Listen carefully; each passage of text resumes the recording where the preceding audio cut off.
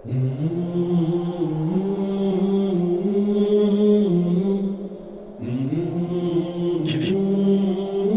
దీన్ని మాత్రమే నీకు ఇవ్వగలం.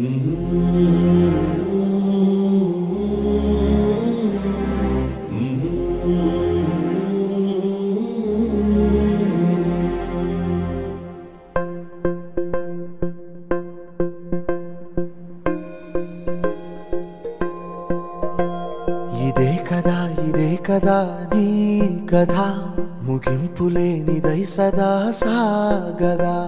ఇదే కదా నీ కథ, ముగింపులేనిదై సదా సాగదా.